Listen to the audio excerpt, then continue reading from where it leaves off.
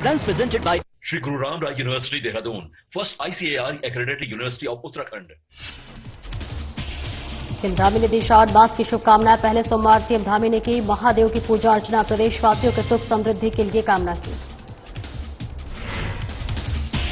पंचायत चुनाव को लेकर बीजेपी प्रदेशाध्यक्ष महेंद्र भट्ट का बयान, हाईकोर्ट के निर्देशों का बीजेपी करेगी निर्देशों का पालन, कहा चुनाव को लेकर पार्टी की तैयारी पूरी। ग्रीष्मकालीन राजधानी ज्ञानचरण को लेकर सियासत, पूर्व सीएम हरीश रावत के बयान पर महेंद्र भट्ट ने किया पलटवार, कहा हरीश रावत करते हैं बयानबाजी की राजनीति। मानसून सत्र को लेकर बीजेपी प्रदेशाध्यक्ष महेंद्र भट्ट का बयान, ग्रीष्मकालीन राजधानी भराड़ीसैंण में होगा मानसून सत्र, कहा सीएम हर फैसले लेने में सक्षम। और कांवड़ यात्रा में पिछड़ों के लिए मददगार बन रही पुलिस निभा रही मानवता का फर्ज, 2 दर्जन से अधिक पिछड़ों को मिलाने का काम कर चुकी पुलिस।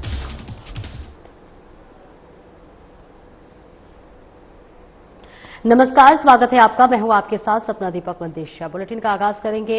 आज सावन का पहला सोमवार है, जिसके लिए मुख्यमंत्री पुष्कर सिंह धामी ने सभी को बहुत बहुत बधाई और शुभकामनाएं दी हैं। जहां भगवान शिव की उपासना को समर्पित पवित्र श्रावण मास का पहला सोमवार है, कांवड़ यात्रियों को भी बधाई दी है। सीएम धामी ने दिल्ली में श्रावण मास के पहले सोमवार को श्रद्धा के साथ की महादेव की पूजा अर्चना, प्रदेशवासियों के सुख समृद्धि एवं राज्य की उन्नति के लिए की प्रार्थना। देवा अधिदेव महादेव का संपूर्ण विधि विधान से पूजा अर्चना करने का सौभाग्य प्राप्त हुआ। सीएम ने कहा भगवान शिव से सभी शिव भक्तों की सुखद और मंगलमय यात्रा की कामना की। सीएम धामी ने शिव भक्तों से की अपील, मां गंगा की स्वच्छता और कानून व्यवस्था में प्रशासन का करे पूर्ण सहयोग। कांवड़ यात्रा में आने वाले सभी शिव भक्तों की सुरक्षित यात्रा के लिए सरकार प्रतिबद्ध।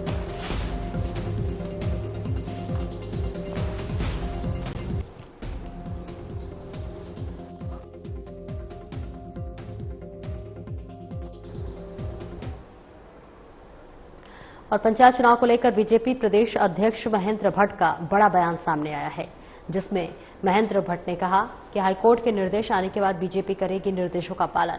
चुनाव लड़ने को लेकर पार्टी की तैयारी पूरी है। 358 जिला पंचायतों में बीजेपी ने मैदान में उतारे 320 प्रत्याशी। चुनाव में बीजेपी करेगी जीत हासिल।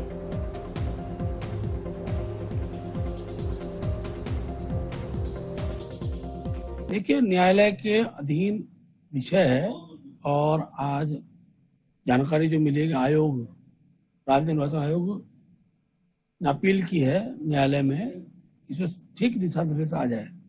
जैसे दिशा निर्देश आते हैं तो चुनाव की प्रक्रिया उस रूप में होगी, ऐसा हम विश्वासपूर्वक कह सकते हैं। क्योंकि दल के अध्यक्ष के नाते भारतीय जनता पार्टी चुनाव के लिए पूरी तरह तैयार है और हम लोग अपने सब प्रकार की प्रत्याशी के दृष्टिकोण से भी हमने चयन कर लिया है और लगभग हमने 320 जिला परिषद सदस्यों को घोषित किया, 358 में से। सरोनगरी नैनीताल के आत्मा हाउस क्षेत्र में प्रेरणा महिला संगठन द्वारा 3 समूहों की जो है, इस बीच कार्यक्रम में मुख्य अतिथि के रूप में क्षेत्रीय विधायक सरिता आर्य भी मौजूद रही। तो तस्वीरें आपको दिखा रहे, जहां सरोनगरी नैनीताल संगठन द्वारा 3 समूहों की महिलाओं को एकत्र कर एक पेड़ मां के नाम से वृक्षारोपण कार्यक्रम का आयोजन किया गया। कार्यक्रम में मुख्य अतिथि के रूप में क्षेत्रीय विधायक सरिता आर्या मौजूद रही। इस मौके पर संगठन अध्यक्ष प्रीता पांडे ने विधायक सरिता आर्या समेत तमाम लोगों का धन्यवाद किया। उन्होंने कहा कि समय समय पर तीनों समूह की महिलाएं मिलकर कई सामाजिक कार्य करते आ रहे हैं। क्षेत्रीय विधायक सरिता आर्या ने कहा कि बहुत खुशनसीब महिला हूं जो कि उत्तराखंड में निवास करती हूं। सबसे अधिक अगर वृक्षारोपण कार्य किया जाता है तो हमारे उत्तराखंड में किया जाता है। वृक्ष लगाना ही हम लोगों का उद्देश्य नहीं होना चाहिए। वृक्षों की देखरेख और देखभाल करना भी हम सब लोगों का दायित्व बनता है।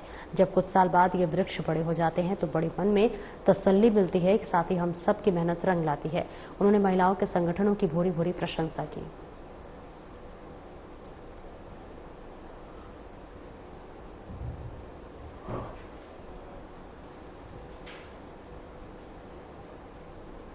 उत्तराखंड के मुख्यमंत्री पुष्कर सिंह धामी ने ऑपरेशन काल ने भी राज्य में चलाया है। इस ऑपरेशन के चलने की वजह से ढोंगी बाबाओं का चिट्ठा खुलकर अब सामने आने लगा है।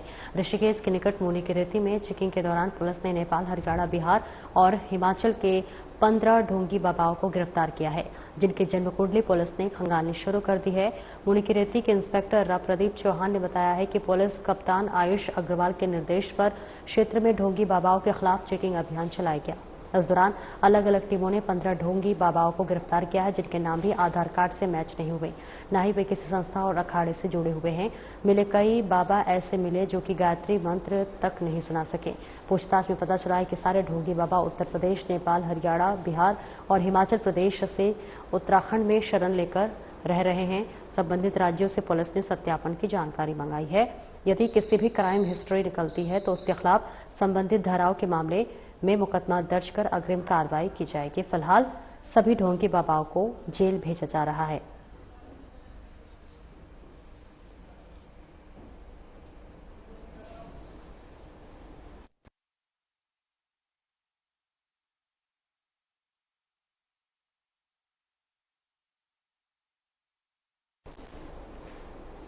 और वही ऑपरेशन कालेबी में ढोंगी बाबाओं का पर्दाफाश होता हुआ नजर आ रहा है।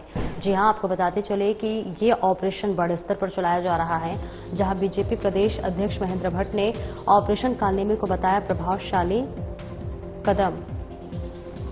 और इस बीच आपको बताते देश भर में ऑपरेशन कालेबी की चर्चाएं बहुत है। महेंद्र भट्ट ने कहा, कुछ लोग धार्मिक वेशभूषा की आड़ में सामाजिक सौहार्द बिगाड़ने का करते हैं प्रयास। देवभूमि में बड़ी संख्या में आते हैं श्रद्धालु।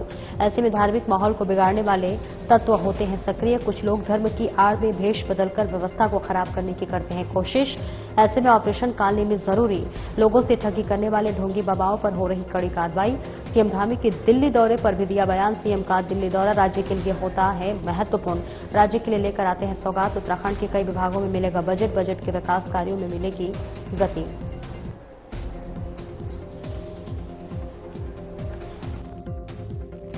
देखिए, ऑपरेशन कालने में एक बहुत प्रभावशाली एक ऑपरेशन लेकर मुख्यमंत्री आए हैं।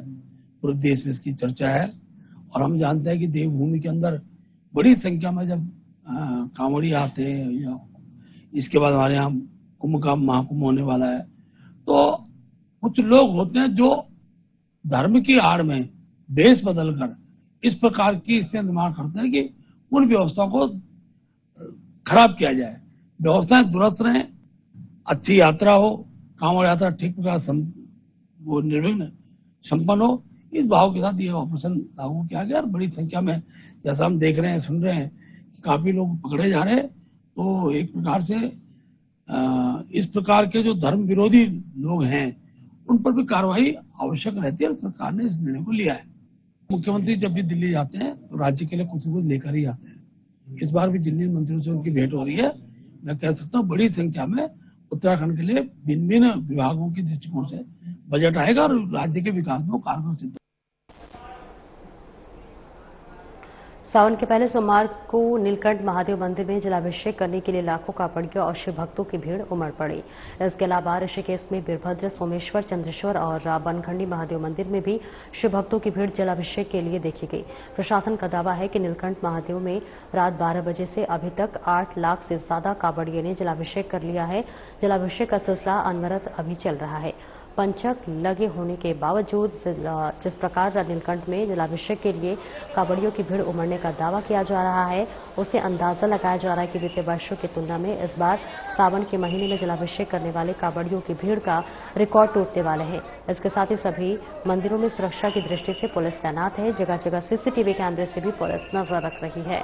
इसके अलावा कांवड़ियों को सुव्यवस्थित और सुरक्षित तरीके से दर्शन कराने के लिए भी पुलिस मुस्तैद है। दिलचस्प यह है कि असहाय कांवड़ियों और शिव भक्तों को जलाभिषेक कराने में पुलिस मददगार साबित हो रही है। मणिकोट पर्वत की तलहटी में हर हर महादेव बम बम भोले के जयकारे गूंज रहे हैं। नीलकंठ महादेव मंदिर के पुजारी शिवानंद गिरी ने बताया कि मंदिर में बम लहरी से कांवड़ियों को जलाभिषेक कराया जा रहा है। पुलिस कप्तान लोकेश्वर सिंह ने बताया कि कांवड़ यात्रा निर्बाध रूप से चल रही है, सभी व्यवस्थाएं दुरुस्त हैं। जुलाई से 24 जुलाई तक की जो श्रावण कांवड़ मास यात्रा है, जो कि जिसमें प्रति दिवस 2.5 लाख से ज्यादा कांवड़िए यहाँ पर आ रहे हैं और ये संख्या 18 जुलाई से और बढ़ने की आशंका है। इसमें पिछले वर्ष कुल 75 लाख कांवड़ियों ने यहाँ पर जलाभिषेक किया था और इस वर्ष भी 75 लाख से ज्यादा की संख्या यहाँ पर एक्सपेक्टेड है। पुलिस और प्रशासन लगातार यहाँ पर अपनी ड्यूटी में तैनात है। संपूर्ण मेला क्षेत्र में 1000 से अधिक की पुलिस फोर्स की तैनाती की गई है। इसके अलावा प्रशासन से मजिस्ट्रेट, मेडिकल की टीम, फॉरेस्ट की टीम्स यहाँ पर ड्यूटीरत हैं और ये मेला कुशल संपन्न हो इसकी हम लोग उसी के अंतर्गत यहाँ पे हमारी सारी टीम्स जो है कार्य कर रही है। देखिए 11 जुलाई से ये कांवड़ श्रावण मास यात्रा प्रारंभ हुई थी।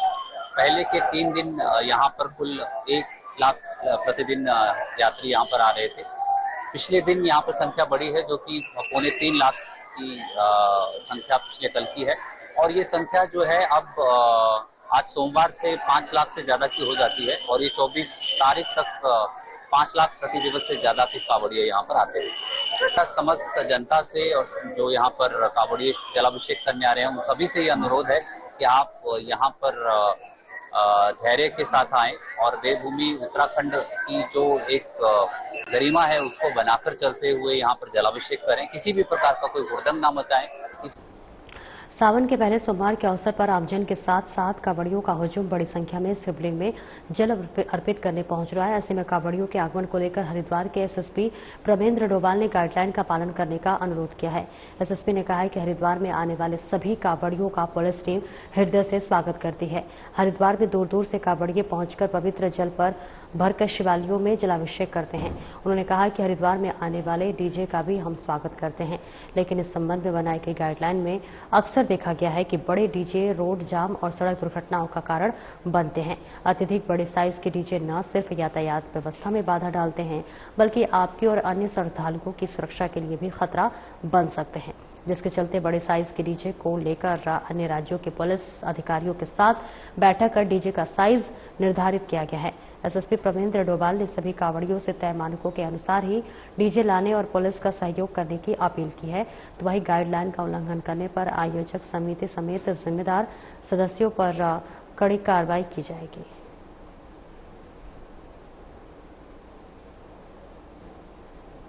हरिद्वार पुलिस सभी कांवड़ यात्रियों का स्वागत करती है। हरिद्वार में आए प्रत्येक कांवड़ यात्री जो दूर दूर से यहाँ आते हैं, मां गंगा का जल यहाँ से उठा के अपने अपने पवित्र स्थानों में शिवालयों में जल का अभिषेक करते हैं, मैं सभी लोगों का यहाँ पर स्वागत करता हूँ। हरिद्वार में आने वाले जो डीजे हैं उनका भी हम लोग यहाँ स्वागत करते हैं, लेकिन इस संबंध में बनाई गई गाइडलाइंस में अक्सर देखा गया है कि जो बड़े डीजे आते हैं वो कई बार रोड जाम और उसके साथ साथ एक्सीडेंट्स का भी कारण बनते हैं। पूर्व के हमारे अनुभव ये बताते हैं बड़े डीजे के कारण होने वाले कंपटीशन में कई मारपीट की और बड़े बलवे की भी घटनाएं हुई हैं। पिछली बार इस सब चीजों को देखते हुए 4 से 5 मुकदमे लिखे गए थे जिसमें जातिगत संघर्ष भी देखने में आया था। ऐसे लोगों को चिन्हित करते हुए बड़े डीजे या कंपटीशन करने वाले डीजे के खिलाफ हम लोगों ने एक एसओपी बनाई थी, जिसमें इंटर स्टेट कोऑर्डिनेशन मीटिंग में उत्तर प्रदेश, हरियाणा, दिल्ली और उत्तराखंड के सभी उच्च अधिकारियों की मीटिंग में ये बात तय हुई थी। उसी के अनुरूप डीजे के साइज को लेकर एक बात आई थी, जिसमें 10 बाय 12 का जो डीजे का साइज है, जिससे यात्रा में भी सुगमता होती है। डीजे बजाने को लेकर कभी किसी प्रकार का कोई पुलिस के द्वारा कोई रोक नहीं है इसमें। आप लेकिन एक निर्धारित साइज के अनुसार ही डीजे को बजाएं, निर्धारित साइज में ही लेके जाएं, ताकि जो सड़क की दुर्घटना है उससे भी बचा जा सके और साथ में जो आवागमन में भी सुविधा हो, इसके लिए हरिद्वार पुलिस आपका सहयोग भी करेगी और हरिद्वार पुलिस आपका स्वागत भी करती है। और वहीं ग्रीष्मकालीन राजधानी गैरसैंण को लेकर सियासत गर्मा गई है, जहां पूर्व मुख्यमंत्री हरीश रावत के बयान पर बीजेपी प्रदेश अध्यक्ष महेंद्र भट्ट का बड़ा बयान सामने आया है। जी हां, आपको बता दें कि उन्होंने पलटवार किया है। हरीश रावत को सत्ता में रहते हुए मिले कई मौके, उन्होंने तब नहीं उठाया कोई ठोस कदम। बीजेपी ने बनाई भराड़ीसैंण राजधानी, गैरसैंण में बीजेपी सरकार ने किया काम। हरीश रावत करते हैं सिर्फ बयानबाजी की राजनीति।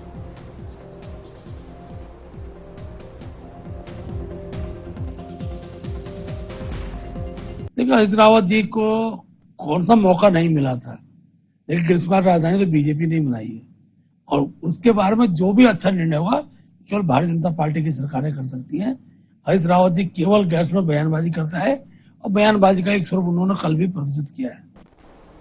जनपद टिहरी के पुलिस कप्तान आयुष अग्रवाल की दूरदर्शी सोच के चलते मुनि की रेती में बिछड़ने वाले बच्चों और लोगों के लिए पुलिस मददगार साबित हो रही है।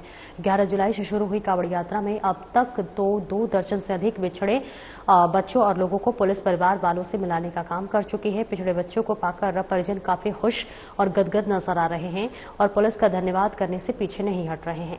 बिछड़ने वाले कई बच्चों की कुछ तस्वीर ऐसी भी सामने आई है जिन्हें देखकर खुद पुलिसकर्मी भी भावुक होते हुए नजर आया है। मुनिकीरेती के इंस्पेक्टर प्रदीप चौहान ने बताया है कि पुलिस कप्तान आयुष अग्रवाल ने सभी पुलिसकर्मियों को सख्त निर्देश दिए हैं कि बिछड़ने वालों को परिवार वालों से मिलाने में पुलिस कोई भी कसर न छोड़े। इसलिए बिछड़ने वालों की सूचना मिलते ही पुलिस सोशल मीडिया के माध्यम से फोटो आसपास के सभी ड्यूटी पॉइंट पर सर्कुलेट करती है और परिवार वालों को तलाशने का काम करती है।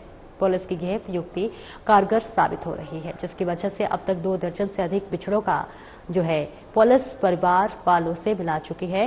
बच्चों के मिलने पर परिजन पुलिस का आभार व्यक्त कर रहे हैं।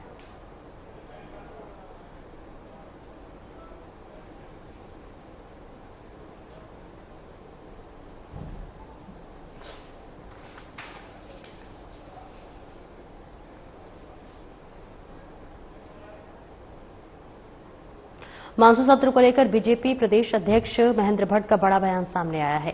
जी हां, आपको बताते चले, जहां उन्होंने कहा कि ग्रीष्मकालीन राजधानी भराड़ीसैंण में मानसून सत्र होगा। सीएम धामी हर फैसले लेने में सक्षम है। धाकड़ धामी में हर निर्णय को लेकर स्पष्ट दृष्टि और नेतृत्व क्षमता है। ऐसे में सदन की कार्रवाई शुरू होने पे अभी 1 माह का समय है। गैरसैंण में सत्र कराने के फैसले को जनता की भावनाओं के अनुरूप है। सीएम धामी का जताया आभार।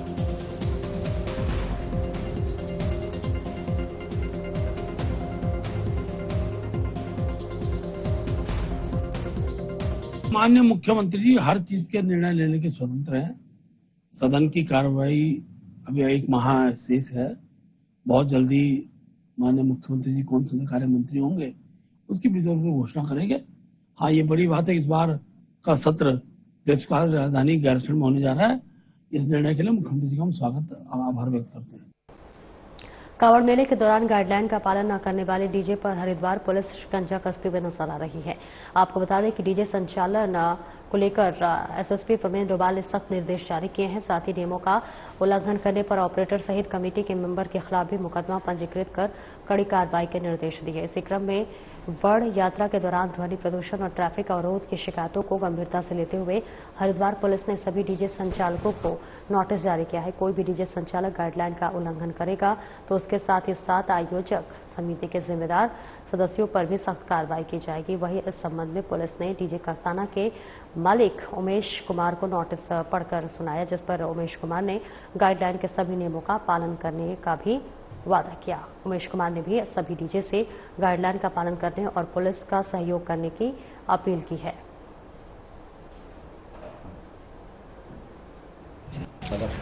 पिछले साल हमारे यहाँ पिछले साल 2023 और 24 में हरिद्वार में कांवड़ में गानों को लेकर और डीजे के कुछ हमारे यहाँ बलवे हुए थे, जिसमें मारपीट हुई थी, झगड़े हुए थे, कुछ डीजे टूटे भी थे। आप लोगों को आपको जानकारी होगी।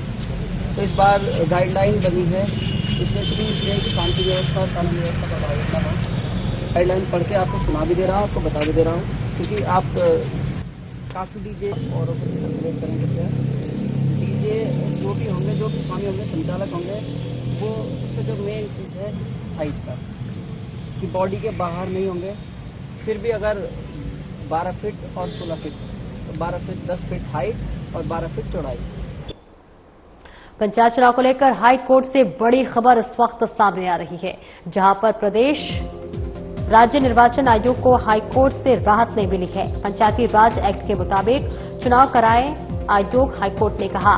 कोर्ट ने चुनाव प्रक्रिया पर नहीं लगाई है रोक। हाई कोर्ट ने राज्य निर्वाचन आयोग के सर्कुलर पर लगाई थी रोक। 11 जुलाई के आदेश के खिलाफ चुनाव आयोग ने उच्च न्यायालय में फाइल की थी रिव्यू पिटीशन। ऐसे में हाईकोर्ट ने 2 जगह वोटर होने वाले लोगों के नामांकन को नहीं माना था सही। निकाय और पंचायत 2 जगह वोटर लिस्ट वाले लोगों को चुनाव लड़ने पर लगाई है रोक। उच्च न्यायालय ने किया साफ, कोई भी पीड़ित शिकायत होने पर चुनाव के बाद दाखिल कर सकता है इलेक्शन पिटीशन।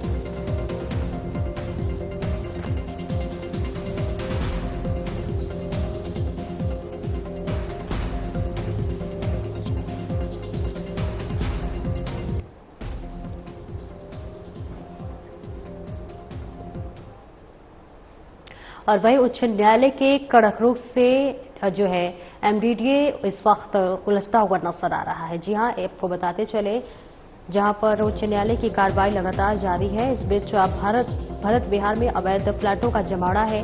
कोकर बुत्तों की तरह बन रहे अवैध फ्लैटों का एमडीडीए से मानचित्र स्वीकृत नहीं है। इन अवैध फ्लैटों पर क्या उच्च न्यायालय के आदेश के बाद भी एमडीडीए करेगा कार्रवाई? 100 गज के बन रहे हैं कई मंजिला अवैध फ्लैट। भारत बिहार में अवैध फ्लैटों की चर्चा जोरों पर है। लाखों करोड़ों रुपए में बिक रहे हैं अवैध फ्लैट। इसके साथ ही इन अवैध फ्लैटों पर एमडीडीए सेवा कुंभकर्णी नींद सोया हुआ है। आवास विकास में उच्च न्यायालय की सख्ती के बाद कुछ फ्लैटों में ध्वस्तीकरण हुआ है। उग्रसेन नगर मानव चेतना केंद्र के पीछे सील हुए फ्लैट के बिक रहे हैं कई करोड़ों के, और ऐसे में उच्च न्यायालय के आदेशानुसार एमडीडीए से बिना मानचित्र स्वीकृत फ्लैटों की नहीं मिल सकते हैं बिजली कनेक्शन। भारत बिहार के स्थानीय निवासियों का कहना है कि इन अवैध फ्लैटों पर एमडीडीए कार्रवाई नहीं तो माननीय मुख्य न्यायाधीश की शरण में।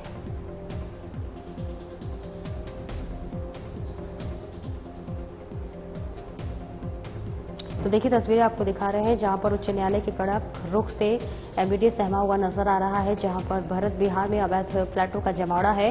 कुकरमुत्तों की तरह बन रहे अवैध फ्लैटों का एमडीडीए से मानचित्र स्वीकृत नहीं है, और ऐसे में इन अवैध फ्लैटों पर क्या उच्च न्यायालय के आदेशों के बाद भी एमडीडीए कार्रवाई करेगा?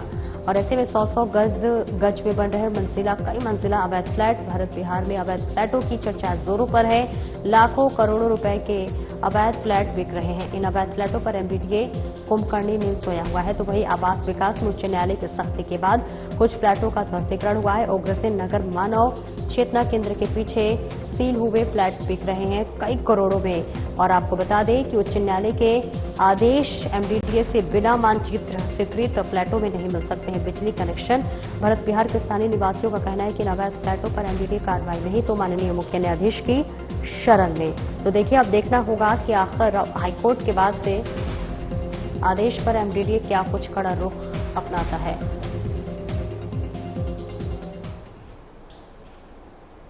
और इस खबर पर ज्यादा जानकारी के लिए उत्तराखंड से हमारे ब्यूरो चीफ कमल शर्मा हमारे साथ जुड़ रहे हैं।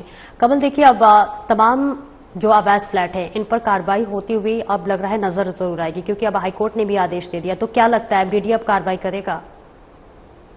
सपना, हम कहें तो एक जनहित याचिका यहाँ पर एक शख्स ने यहाँ पर एक व्यक्ति ने डाली थी यहाँ पर, और उसके बाद हम पिछले 2-3 महीने से देख रहे हैं लगातार उस जनहित याचिका में सुनवाई हो रही है। आज भी उसकी सुनवाई हो रही है, अभी 2 दिन पहले भी हुई थी, जिसमें लगातार बड़े अधिकारियों को भी हाईकोर्ट तलब करता है। और सबसे बड़ी बात है कि उस पर कहीं ऐसे डिसीजन भी आ रहे हैं। हम कहें तो अभी कुछ दिन पहले यहाँ पर 2 अवैध जो निर्माण थे उनको हाईकोर्ट के आदेश से ध्वस्तीकरण भी किया गया है, और अभी वो पीआईएल जनहित याचिका जारी है, उस पर बहस लगातार जारी है। और सबसे बड़ी बात कहें कि उसका जो डिसीजन अभी आना है पीआईएल में, अभी देखें उसमें क्या और चीजें अभी निकल के आती हैं, क्योंकि जब अभी तो उस पर सुनवाई चल रही है, जब अंतिम निस्तारण किया जाएगा पीआईएल जनहित याचिका में तो क्या डिसीजन आता है। और साथ ही हम लगातार यहाँ पर देख रहे हैं कि गंगा विहार यहाँ पर कॉलोनी है, बड़ी पॉश कॉलोनी है यहाँ पर भी कुकुर मुत्तों की तरह छोटी छोटी जगहों में कहीं मंजिला इमारतें फ्लैट्स बनाए जा रहे हैं जिसका नक्शा नहीं पास है, और कहीं लाखों करोड़ों रुपए में बिक रहे हैं, मतलब जिसका नक्शा पास नहीं है। अभी आदेश भी माननीय उच्च न्यायालय का आया था कि जहां एमडीडीए का नक्शा पास नहीं है, मानचित्र स्वीकृत नहीं है, वहां पानी बिजली के भी कनेक्शन ना दिए जाए। तो इस चीज पे भी वहां लगातार सुनवाई जारी है, देखते हैं क्या डिसीजन आता है। तो कुल मिला के हम देख रहे हैं कि जहां नक्शे पास नहीं है, कुछ नहीं है, उसके बावजूद भी वहां ये स्थिति बनी हुई है, करोड़ों रुपए के फ्लैट बिक रहे हैं। यही स्थिति अब हो रही है। अब यही वहां के लोगों का भी यही मानना है कि जब लगातार हाईकोर्ट का सही, और जो आपका बायलॉज है, जो एमडीडीए ने अपना बायलॉज बनाया, उसके अनुसार ही आप काम नहीं करोगे तो कहीं ना कहीं फिर लोग माननीय उच्च न्यायालय में जाते हैं, जहां फिर एमडीडीए पूरा उलझ के रह जाता है। और वही स्थिति हम देख रहे हैं, काफी समय से माननीय हाईकोर्ट में एमडीडीए इस टाइम उलझा पड़ा हुआ है। तो यही हाईकोर्ट का कहना है कि जो आपका नियम है, बायलॉज है, जो आपने बनाया है, क्योंकि आप स्वतंत्र इकाई है, आप उसके अनुसार क्यों नहीं कार्य करते, इस पे कई बार लगातार फटकार भी इसको लग रही है। तो अब मामला धीरे धीरे कहने पे चर्चाओं में भरत विहार का भी आ रहा है, जहां पर कहीं अवैध फ्लैट्स बने हैं, लगातार बनते जा रहे हैं, करोड़ों रुपए में बिक रहे हैं। वहां के निवासियों का कहना है कि अगर इस पर कोई कार्रवाई नहीं होती तो बहुत जल्दी वो भी माननीय उच्च न्यायालय में जाएंगे, क्योंकि यहाँ जब फ्लैट्स बन जाते हैं, फ्लैट बेच के भूमासामी चले जाते हैं बाहर के, यहाँ पर होगा कि आखिरकार क्या कुछ कार्रवाई होती है। आप नजर बनाए रखें कमल, बहुत बहुत शुक्रिया आपका इस महत्वपूर्ण जानकारी के लिए। फिलहाल इस बुलेटिन में इतना ही, नमस्कार।